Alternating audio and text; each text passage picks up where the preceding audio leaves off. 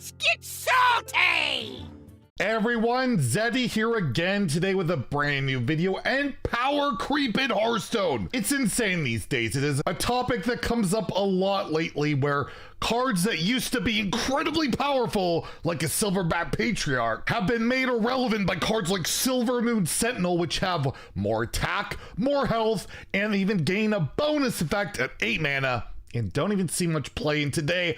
I just wanted to go over some of the craziest examples of power creep from like the most recent year or so, and it might make sense of why the game is kind of in the state it is. Power creep isn't just a buzzword, it's definitely here. It's here to stay, and well, let's take a look at some insane examples of power creep. Before we do that, if you enjoy the content on the channel and you feel like I've earned your subscription, please hit the sub button down below. Give the video a like, especially if you like a silly video style like this. It helps us out a ton. We recently got a brand new class in Deathlight, and well, it got a lot of cards that kind of just power crept a little bit on old stuff. We have Soulbreaker, which is a 3-mana 3/2 weapon that gives you corpses after you kill something. I mean, basically every weapon in the game already power creeps on War Axe, which should be 2 mana at this point, but we gotta start us off nice and easy, and yeah, a tiny bit of power creep there. Probably a better example here is Remorseless Winter, a 4-mana frost spell. It deals 2 damage to all enemies and draws a card. Sure looks a lot like Consecration with a bit of card draw, and to the surprise of like nobody, this card also doesn't see a ton of play, but it was really good in Arena. But now it's really hard to draft in Arena because it was pretty good there. Remember Serenite Chain Gang? Well, now you get an extra one with 1 less attack in Rubian Swarm Guard. It doesn't see a ton of play, but is a 4-mana 3/9 in Taunt. And that is just a little bit insane. Well, how about, you know, a class that doesn't have these rune bonuses, right? Because a lot of those Death Knight cards, they have rune bonuses. Well, what about the most recent terror that's already been nerfed once in Demon Hunter, Unleash Fel, which is 1 mana, deal 1 damage to all enemies, mana thirst 6 with lifesteal.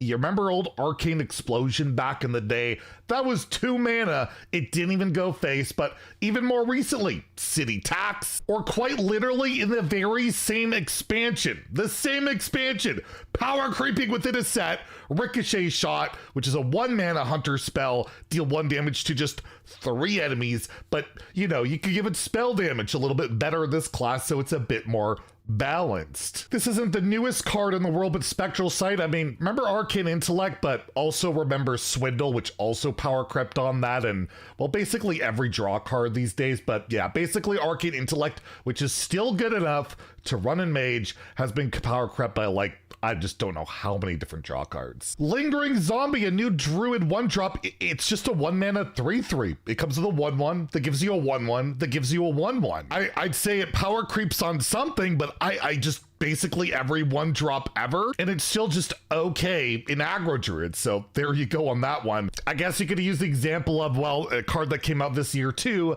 Batty Guest, which is basically a 1 mana 3/2, a 1/1 and a 2/1, and yeah, it's just kind of crazy how crazy, wait, that's a lot of crazy, the 1-drops are getting. You all remember Ancient of Lore, the 7 mana minion for Druid that would draw 2 cards or restore 5 health, and it was so good it got nerfed to 1. Well, for 6 mana, you could draw 2 spells and also get an AoE. 4 mana, you can draw up to like 3, 4, 5 cards as long as you've cast some spell school stuff. You could just draw 3 Murlocs. Just draw 3 Murlocs for 5 mana. If you infuse this 4 times when you have 4 friendly minions die, you could draw 3 for 5 mana. Hell, even for 3 mana with no rune requirement, you can draw 2, although there's a bit of a delay on this one. Or how about just dump your hand and draw 5 cards for 4 mana, but it's double-sided. Not a great example, but this card's just ridiculous. Remember Divine Favor? Oh my god, this card just puts it to shame, and also doesn't see any play these days outside, well, Aggro Demon Hunter, it's okay. Y'all remember Polymorph back in the day? Well, move over, we have Life Sentence that doesn't even give your opponent a sheep. But you could argue, you know, that maybe that's a bit of a downside.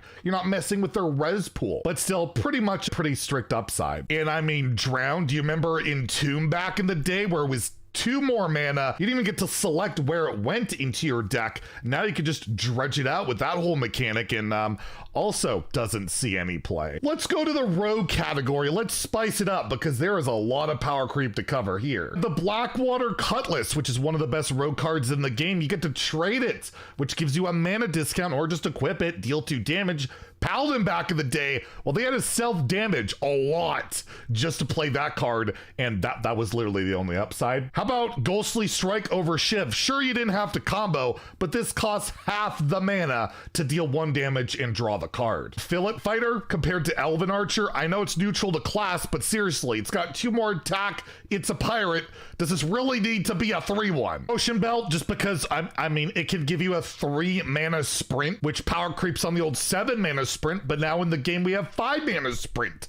What's going on? Cold Tooth Yeti over Chillwind Yeti? Broken! But probably the most ridiculous and definitely the inspiration to this video, Swift Scale Trickster, a 4 mana 2/2 that gives your next spell this turn cost 0. Back in my day, in Mage, you had to run the requirement of running no duplicates and spending 7 mana for the same effect. Sure, you got a 5/5, but this didn't come down nearly as early, and even that card got power crept by a dragon that got nerfed from 6 to 7 that still had a requirement. You had to at least be holding a dragon to get that effect, but hey, Rogue pays the tax of not really requiring anything, just be Rogue, and you get some broken stuff, and yeah, one of the most extreme cases of power creep in the current game. We got Bootstrap Sunkeneer power creeping on old Vilespine Slayer. Sure, Vilespine actually destroyed the minion, but this, I mean, it removes it from the board, nullifying any death rattle, puts it into their deck, maybe it screws up their draw,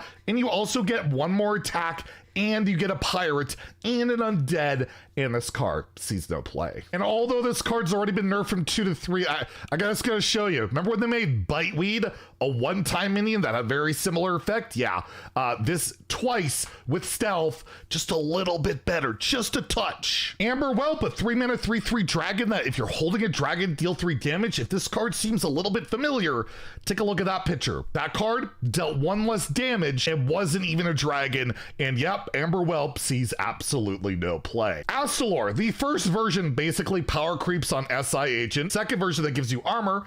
Nah, it's just Shield Maiden, actually a little bit worse, how about that? And then your 8 cost, is that like just a better Cthulhu? No build around, no requirement, you don't gotta assemble any pieces?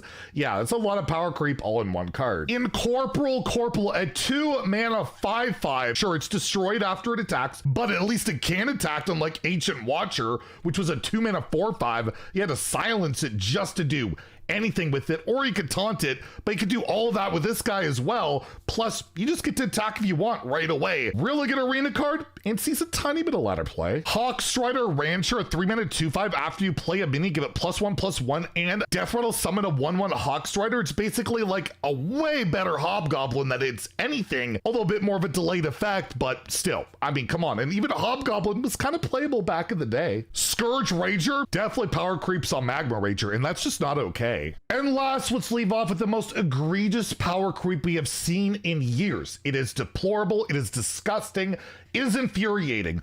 Predatory Instincts was an amazingly broken druid card.